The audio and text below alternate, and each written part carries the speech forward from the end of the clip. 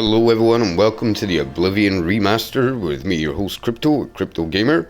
And today guys, we're going to be taking a quick look and a small review at the Xbox One cloud gaming version of Oblivion only, as that's the only console that I have. And so I decided I would resurrect my old character, Alduin Axe the Great. And now he is going to be our main character in The Elder Scrolls Oblivion. If you do enjoy the video guys, please like, share and subscribe as it really helps. And so today is going to be a first impressions review overall guys. I'm going to let you know what I think. But I can tell you right now, just from playing this over the last couple of days, I have really enjoyed it. Even with all the performance issues I have with using cloud gaming. But I don't exactly have the best internet access or signal at the moment either. So you'll just have to forgive that folks.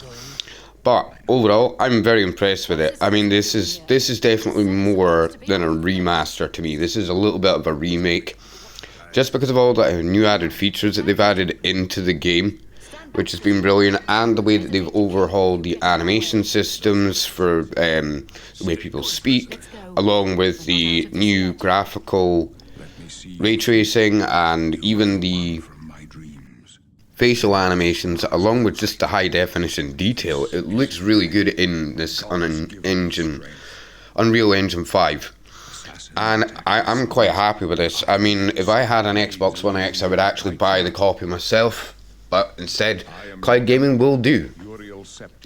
So overall, just about everything has been overhauled, and I think there's not really much that I've seen so far that has put me off the game other than the performance rates. But even the way like archery and that works, and even your accuracy with spells, it all seems to be a lot more well blended, and along with the reactional animations as well that you get with the new updated version of this game, I think that's also been quite cool. It feels like you actually have an impact in a fight. I like the fact that they've kept the entire story true to form. They haven't made any major changes other than maybe different races getting different voices, which I think was a really good idea, because it's one part of Skyrim that I really enjoyed, was the fact that each of the races did feel unique. Like a Khajiit sounds like a Khajiit, and an Orgonian sounds like an Orgonian, and an Orc, well, they're just orky, you know. I did find with this version of the game though, I had to be cautious about how many creatures I would fight at the same time, and also how quickly I would move throughout the world, because the game would just keep getting interrupted, especially with anything that had any major graphical stuff going on it. So like if you got too close to large piles of flames or certain animations, it would affect your ability or slow down the frame rate of the game, or even fully disconnect you. So throughout this making the entire video, I basically had to just do a lot of editing and cut a lot of different portions out. Overall, I don't think I'm going to be making a big pile of videos on this one guys. I may. It depends on what you guys think in the comments. That's going to be really important for me. If you do enjoy me doing these videos on Oblivion, or even if it's just Elder Scrolls Online, please do let me know in the comments and leave a like, because it tells me what the viewers want to see, and I really want to aim to please everybody to a degree. Now, I really liked how they overhauled the armor and the weapons when it came to the looks. I love having a katana. It's one of my favourite weapons in Oblivion, along with obviously a few of the Daedric ones. I still think Skyrim's Daedric weapons, even though they're more Zifkin in nature, I think they looked better than the Daedric armor in the Oblivion remake, and also even in the original Oblivion. However, I do have to say that the filter that everybody's been experiencing, I do agree that has taken a lot of the pep and colour and contrast out of the game. But I think they've probably done that for more or less performance reasons, because you can't have too much going on, otherwise it's going to just hammer people's CPUs, and considering it is a very high-end engine that requires a lot of CPU and GPU data, I do understand why they've maybe toned things down a little bit with a filter. Either that or maybe they tried it with the original filter and it was just way too saturated with colour and it just looked like a rainbow, more or less. The weapons look very, very good. The Daedric armour I find was one that was a little bit odd for me, simply because it was more saturated in the original version. However, I have seen close-ups of the Dremora and the Zivili, and they look great. Like, I definitely think it's a vastly good improvement on the Daedra. They still look just as fierce, but they definitely look more demonic.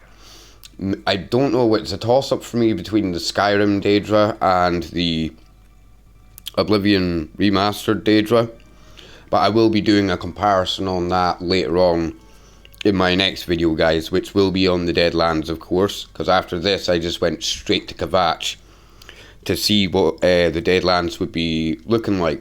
In that video as well, I will be doing a comparison of the Deadlands in the Elder Scrolls Online and in the original version of Oblivion as well, so that everybody can actually get a good comparison of what the different environments have looked like over the years. And overall, with this remaster, they've kept it pretty true to form, but they've really popped different areas of the Deadlands up.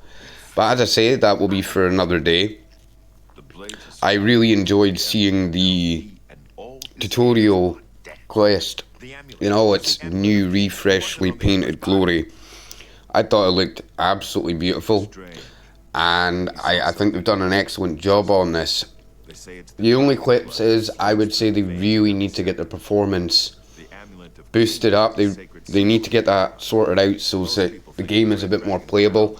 But this also could be a mixture of hardware problems on my end, or even on the Gaming Cloud's end, which I will figure out eventually.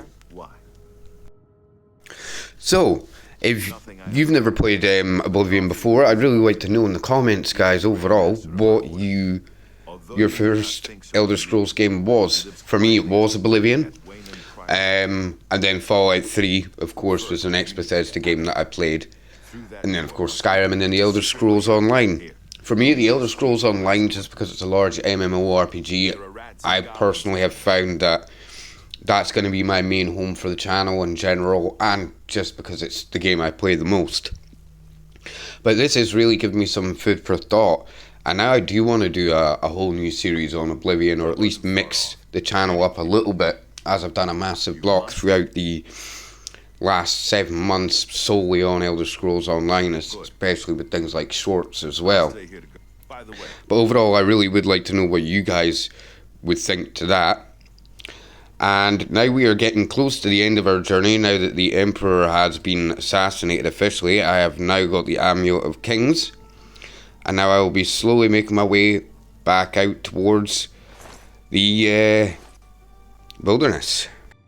Now, as you can see, the cloud gaming sort of ripples down as well, and this is where you start getting problems with graphical issues, such as just textures not loading in properly or going hyperpixelated, or as you can see here, the frame rate just goes down in general.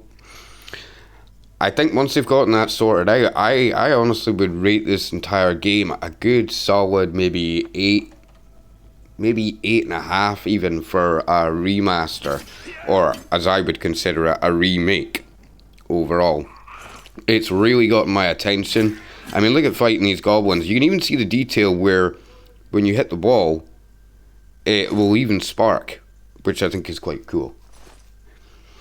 So guys, let me know what you think of the graphical improvements. And now we are almost at the end. We are going to finally see the outside world. And as you can see, it's really beautiful. We've got some fantastic waterwork going on here.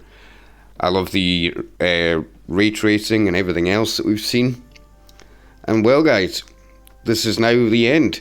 So if you have enjoyed the video guys, please like, share and subscribe. This has been Crypto Gamer. Peace out.